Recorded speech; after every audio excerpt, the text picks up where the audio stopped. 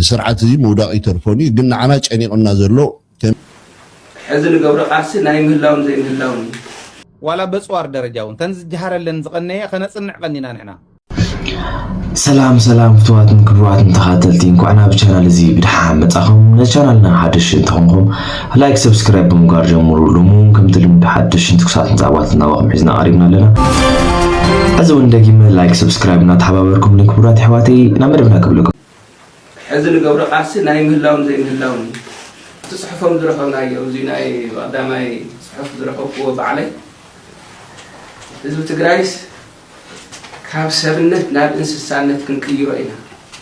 زبل صحف رخيدنا يزات حزب تقراي كاب سبنت ناب انسسانت كنقيرو إنا مدلاو أبي أحمد ولا بصوار درجاون تنز جهرلن زقنيه خنصنع قنينا نحنا دلبيت كنصنع قنينا كنغركم يحز حدا بحدا ولا كل انت زي زرزركون تنكنغرا زخلا جن تناب مرحتنا زغدانا مرحتنا سديدنا لنا تنبزي اخ نغركم زخل كنغركم زجهروا ابي حمد تاي نابنت معات مدفع امصيه معاتكم زمصيه ولا عفار الجهرني او عفار ناب علي دهر كبابي እናተ መለሳ ሪካርድ ገይሮም በደንብ ሲኢሎም ሰደዱልና ዓፋር ኣብ ቀዳማይ ደረጃ ቤት ትምህርቲ ዓሊ ዮሴፍ ዝነበራ ኣቡሬ ከባብ ዝነበራ ንኤርትራ ተባሂለን ዝነበራ 6 መዳፍዕ ኣስተዋይ ዘለዎ ኮይኑ ዘለዎ ዓብይ ነገር ዘለዎ ኮይኑ መስለኩም ርግጽ ሓደሽ ዘምፀነሉ ኣሰነውን ክነግረኩም እየ ተንታንኪ ተን መድፍዑን ክነግረኩም እየ እዚአን ንምንታይ ዝነግረኩም ወታደራዊ እዩ ኾፀይ ይግቦን ዝበሃል ይሁን ወታደራዊ ዋላ እንተኾነ እቲ ሲሪየስ ዝኾነ ዳታ ንዝምልከቶ ይብና ኣለና ግን እስኪ ይፍለጦ ንፈልጥ ምዃንና ይትረፍደ ሰራዊትና ይትረፍደ ኢንተለጀንስ ሰራዊት ትግራይ ንሕና ኣብዚ ደደቢት ሚድያ እውን ኣብዚ ኮይና ከም እንፈልጦ ክነግሮ ደልየ ኣብ ስታንድ ባይ ዝነበረ እየን ብዕለት ሓደ ወርሒ 11 ባሕቲ ማለት እዩ ሕዚ ናብ ኤሊ ዳሃር ገጸን መሊሰን ከይደን እዚአን ሲኢልና የኔና ያው ኣብ ላዕሊ ጠበንጃ ዝሓዙ ሰባት ስለ ዘለዉ እምበር እኒሄ እዩ ኣብ ኣርካይቭና ኣሎ እዩ ጠበንጃ ዝሓዙ ንስታት ስለ ዘየድንቕ ዩቱብ ክሓልፈን እየ ግን ሲኢልና የኔና ክምለሳ ከሎ ካሊእ ኣለዋን ዓፋር ምስክርና ዓፋርን ትግራይን ሓቢሩ ስለ ዝሰርሕ በደንቢ ዓፋር ምስክረይ የቕርበልካ ኣለኹ ሕዚ ክድንግፅ እዩ ርግፀኛ እየ ክድንግፅ እዮም كمي قرمي مزرخوه خليه نايدا دبيت انتليجنس اكو رخيوس وتادراو انتليجنس تግራይ دامو ታይልካ ያለኻ ግን ኩስ ገልካ ጽገና ታንክታት አትዩ ለሕዚ ኢኮኖሚ ናይ ተዓዲ ሓሞኽሽት እንዲያ ኮይና ዶክተር ደረጀ ቅድመ ዓመታት ቅድመ ሙማቱ ተዛረወይ ዓንቶ ይተሰምዕዎ ዝነበሩ ሕወሓት ክጠፍእ ዘይኽእል ሓይሊ ምዃኑ ኣረጋጊጽ እዩ ሓሞኽሽት ገይሮ ይበል ሓደ ቡምባን ጥበላ ከተማ ትግራይ ይበል ከተጥፎ ከም ዘይትኽእል ኣረጋጊጽ እዩ ይዝብሎን እዩ ነዚ ከዓ ተገልቢጡ እቲ ጉዳይ ኣብ ኢትዮጵያ ኣብ ከተማታት ኢትዮጵያ ዋጋ ንህረት ዝናይ ዋጋ ዘቕባበ ዝበሃል የጥቅዓና ኣሎ ኢኮኖሚና ይወድቕ ኣሎ ኣብ ቀረባ እዋን ከዓ ኢትዮጵያ ነንባዕላት ትባላዕ ዓዲ ክትኮን እያ ምክንያቱ 120 ሚልዮን ህዝቢ ዘለዎ ዓዲ እያ ተዋጋ ግሽበት ሌባ እዩ ዘፍሪ ናይ መንግስቲ ሌባ ናይ ግሊ ሌባ እዩ ዘፍሪ ተዋጋ ግሽበት ጭካነ እዩ ዘምጽእ እንባዕልና ተቐታተለ ንኸብዱ ሰብ ዝቐትል እንዳፍረየ እዩ ዝኸይድ ናብኡ ተቐይራላ ኢትዮጵያ ገዚኦም እዮም ሓደሽቲ ኣብ ቀረባ ግዜ ዝኣተው ኣፅዋር ኣለዎም እዚኦም ገዚኦም እቱ ኩነት እንዳሰፍሐ ከድ ከሎ ንኣብነት ቤንሻንጉል ናጠንከሩ እዮም መፅኦም ጋምቤላ ናጠንከሩ እዮም መፅኦም ኦሮሞ ናጠንከሩ እዮም መፅኦም ኣብነት ናይ ኦሮሞ እዞም ክልተ እዚ ኣብ ኩምሩክ ከባቢ ምስ ተወቕዕዎ ካብ ወለጋ ናብ ኣሶሳ ዘምፆም ዝነበረ ልሕስ እዮም ኣቢሎም ነጊሮኩም እየ ብቐዳማይ 186 ኣባላት ሰራዊት ኢትዮጵያ እዮም ተወሊዖም ሞይቶም ተቐተሉ እየ ዝብለኩም ዘሎ 106 ዝቆሰሉ ተማረኹ ናበይ ከይዶም ባዕሎም ፈልጡ ብዝኾነ ግን ኣብኡ ዝተበልዐ ፅዋርን ሰብን ብዙሕ እዩ ናይ ኦሮሞ ጥንካሬ ናይ ኦሮሞ ናጽነት ሰራዊት ጥንካሬ ዝረኣናሉ ናይ ፋኖ ግደፍዎ محلاف سيئن امبر ابصقعتات تግራይ يمصن يملسن حزناب الدهار كبابي ننزناب باتي كبابي እንዳዘወራ ዝኸራ ዘለዋ ታንክን መድፍዕን ናይ ፋኖ ጥንካሬ ኻሊድ አምሬው ዓፋሩን ጠንኪሩስ እስራን ገለን ክፍለ ጦር በጽሑ እዚ ዓፋር ከይቆርጽ ናይ ጅቡትን አዲስ አበባን መንገድ ከይቆርጽ ተዋሂሉ እዩ ዘን መዳፍዕን ታንክታትን ነው ኸይደኒ ንብረት ቴሌቪዥን ትግራይ ከም ዝተኣገደ ተፈሊጡ እቲ ብ13 ሚልዮን ቅርሺ ካብ ወጻኢ ተዓዲጉ ናብ ውሽጢ ዓዲ ዝኣተወ ንብረት ኣብ አዲስ አበባ ከም ዝተተሓዘ ተፈሊጦሎ ኣብ ቴሌቪዥን ትግራይ ዝዓነወን ዝተበላሸወን ሰነዳት ንምምላስ ተባሂሉ ካብ ደገ ብ13 ሚልዮን ቅርሺ ዝተዓደገ ሰርቨር ናብ ትግራይ ከይኸይድ ብስርዓት ብልጽግና ኣብ አዲስ አበባ ከም ዝተተሓዘ ዝረኸብናዮም ሓበሬታታት የመልክቱ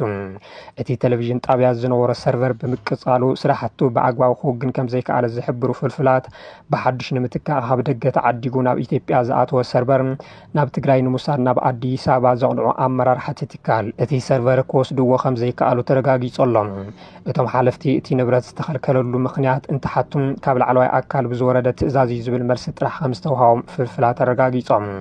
ቴሌቪዥን ትግራይ ዋላ እኳ ሕግን ኣሰራርሓን በዓል መዚ ብሮድካስት ኢትዮጵያ ኣኽቢሩ ክሰርሕ ዝጸንሐ እንትኾነ ድሕሪ ውዕሊ ፕሪቶሪያ ኩለን መራኸብቲ ሓፋሽ ናብ ዝርከባሉ ማእኸላት ሳተላይት ንኽኣቱ ብመንግስቲ ፌደራል ተሓቲቱ እቲ ውዕሊ ሙሉእ ብሙሉእ እንትፍጸም ናብቲ ሳተላይት ክንኣቱ ኢና ዝብል መልሲ ክወሃቦ ከም ዝጸንሐ ካብ ሰራሕተኛታት እቲ ትካል ዝረኸብናዮ ሓበሬታ የመልክት ስርዓት ብልጽግና ሚድያታት ትግራይ ናብቲ ንሱ ዘዳልዎ ናይ ውሽጢ ዓዲ ቦኽራ ሳተላይት ከኣትዋ ዝደልየሉ ምኽንያት ኣብ ትሕቲ ቁፅሩ ገይሩ ዝኾነ ነገር እንትፍጠር ንምቁራፅን ፍቓደን ንምምንጣልን ክኸውን ከም ዝኽእል ምንም ጥርጥር የብሉን እቲ ናይ ሕዚ ናይ ንብረት እገዳ ምዙ ዝተተሓዘ ክኸውን ከም ዝኽእል ዝሕብሩ እቶም ፍልፍላት እንተኾነ እቲ ክልከላ ሰርቨር ምስ ኣሰራርሓ ጉምሩክ ዝተኣሳሰረ እንተይኮነስ ብድሕሪቱ ፖለቲካዊ ሽርሒ ዝሓዘረ ክኸውን ከም ዝኽእል ይግመት ሰነዳት እቲ ቴሌቪዥን እቲ ዝነበረ ሰርቨር ብምቅጻሉ ብምጥፍኦምን ቅድም ክብል እውን ምሩኻት እቲ ስርዓት ብለይቲ ዝተለቓቐሉ ምስሊ ብሽርሒ ንኽጠፍእን ብርክት ዝበሉ ምስ ጀኖሳይድ ዝተተሓዙ ምስልታት ድማ ካብ ዩቲዩብ ከይተረፈ ንኽወርዱን ከም ዝተገበሩ ዝሕብሩ እቶም ፍልፍላት እቲ ካብ ደገ ተዓዲጉ ዝኣተወ ሰርቨር እቶም ዝጠፍኡ ሰነዳት መሊስካ ንምሕዋይ ዝሕግዝ ከም ዝነበረ እዮም ዝገልጹ ይኹን በርቲ ብሚልዮን ተዓዲጉ ዝኣተወ ሰርቨር እቲ ቴሌቪዥን ንኸይጥቀመሉ ተኸልኪሎሎም እዚ ሃፍትን ንብረትን ህዝቢ ትግራይ ምብላዕ ጥራሕ እንተይኮነስ መቐጸልታት ከካይዶ ዝጸንሐ ክልከላታት በጀት ነዳዲ ሸቐጣትን ምዕጻው መሰረታዊ ግልጋሎት እንትትከውን እዚ ድማ ካልእ ምልክት ጽሕተራ ኩናት ከም ዝኾነ ብዙሓት ይገልጸሎም እቲ ስርዓት ኣብዚ ሕዚ እዋን ካብ ትግራይ ናብ መንግስቲ ፌደራል ዝለኣኹ ደብዳቤታት ናይ ግዝያዊ ምምሕዳር ማህተም ዘለዎም ተዘይኮይኖም ናይቲ ሕዚ ናብ ስርሑ ዝተመለሰ ውዝፍ መንግስቲ ትግራይ ማህተም እንተኾይኑ ዝኾነ ኣካል ንኸይቕበሎ ትእዛዝ ኣውሪዱ እዩ برا سمعكم عند حركينكم أبكرها معلتي سرعة زي موضوع يترفوني قلنا عنا يعني قلنا زلو كمي غيرنا مسكالوت حيلتات كوينا تدابيلنا مالت جوينت فينتشر فتيرنا ناي مسغاغر منغسي نغبر بوليتيكاوي مرددا بوليتيكاو متأمان بايت حمين فتر ينبر عابي خب سلطان مقلاي قداينا خوي اجندا نايكونن حجي ودينا هنا عابي ምክንያቱ እመኒት እመኒ ሊገሊጽ ጀነራል ተፈራ ካብቲ ፌደራል መንግስት ዓጢቆ ዘሎ ብዕድቅ እንተኮይኑ ኣምሓራን ትግራይን ዓጢቆም ዘሎ ጸብለልታ 100 ልዕሊ ተበልና ከማን ምግናን ከይመስለኩም ናትና ይበልጽ ፌደራል መንግስቲ ሒዙ ስለ ዘሎ ሬድዮ ቴሌቪዥን ባጀት ባንክ ገለብ ኢዱ ስለ ዘሎ ተደይ ኮይኑ ካል ወላ ሓንቲ እዚ መንግስቲ እዚ ኣብ ስልጣን ከጽንሖ ዝኽእል عامن رديت نون يبلون تبغسون يبلون تمنجس سلزي توتادرا اوبريشن كمزل لو خوينغن عبي بوليتيكاو سرح نغبرالنا نحزب ኢትዮጵያ ንምድንጋር ግብጻትያ ሻዕቢያ መጽዩ ገለመለ መጽ እንዳበለ ንምድንጋር ዝገብሮ ዘሎ ግን ልክዒ ምስ ትግራይ ዝነበረና ትግራይ ሕዋትና ደቂ ሓደ ሃገሪና ንተጋሩ ካብትና ኢትዮጵያ ፖለቲካ አልጊስና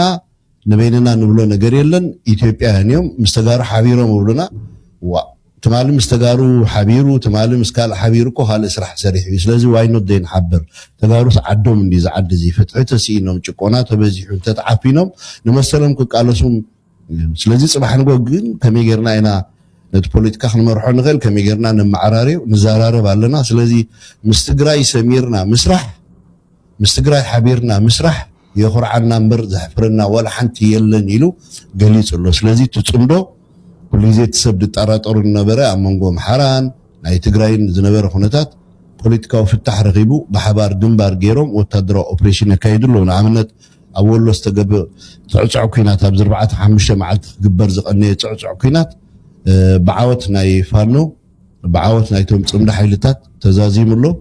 كبيد سبت زيبل وتدرى خسارة قات إيمو له تناي بالسجنا منجستي كلاي كم حبريتا توسخ حبريتا تجراي كاب علامات أننيو كاب علامات أن نجو نوشت تجراي مالتي زخون يخون ناي مكينا من قصاص كي جبر زخون يخون كاب ناب تجراي ما كاين كي وصا خياتوا خل كيلو مالو مخل كل يوم مخني الدماء تتحسب زلو ملسو مقولون من قرنيوش يامارروم ناو يدنگتኛ እርምጃ በአካባቢ ዓላማት አቅጣጫ አሳሳቢ መረጃዎች ይወጡ ይገኛሉ። የህወሓት ታጣቂዎች ማንኛውም አውቶቡስ ከራያ ዓላማጣ እንዳይወጣ ኬላ ዘርግተው ዓላማት አቅጣጫ አሳሳቢ መረጃዎች በከባቢ ዓላማጣ ባይዘወይት ቪዲዮ ዳይሬክት ኻውስ ለንሱኖ ገለገለ ቆራሪ ጾም አብትታሽው ስለደምጾ ተጠቅምናሉ ለና ናይ ህወሓት ቲዲኤፍ ዕጥቋት ببزعي أبكاب اللاماتا قرات كحسو أبتي طويوين اللاماتا من البات فلتو تخوينكم أو ببزعي استراتيجيك زخونة وتدرى ودفعات حيزوم علو زخونة يخون مكينة خاب تقراي زوصي ماكل إثيوبيان كان ماكل إثيوبيان أب تقراي زاقتو عاقيتهم علو زي مستي أب كبابي والديان ولو خبابن وتدراوي أوبريشن ناي فانو بعوتها بزازة ملو ساعاتيو ስለዚህ እቲ ዝግበር ዘሎ ወታደራዊ ኦፕሬሽን ነቲ መንግስቲ ብክልተ ሸነኽ ማለት ብዝተፈላለየ ግንባራት ወታደራዊ ስርሒት እንዳካየድካ ዓቕሙ ናይ ሰራዊቱ ምስባር ቁጠባኡ ዓቕሙ ክፃወሩ ኣብ ዘይክእል ደረጃ ምውዳቕ ብሳልሳይ ዓቢ ግንባር ከፊቶም ዘለዉ እታ ናይ ቀደም ዝነበረት መስመር ናይ ዓፋር እያ ኣብ ዓፋር ብጣዕሚ ስትራቴጂካዊ ቦታ ኣሎ ሪኢኹሞ እንድሕር ኮይንኩም ኣብ ዓፋር ዘሎ ስትራቴጂካዊ ቦታ تا مسمر ناي عفار مسمر ناي جبوت توسد عفار على جزء بزعبا زي استراتيجي كوبوتا تزاريمنا نيرنا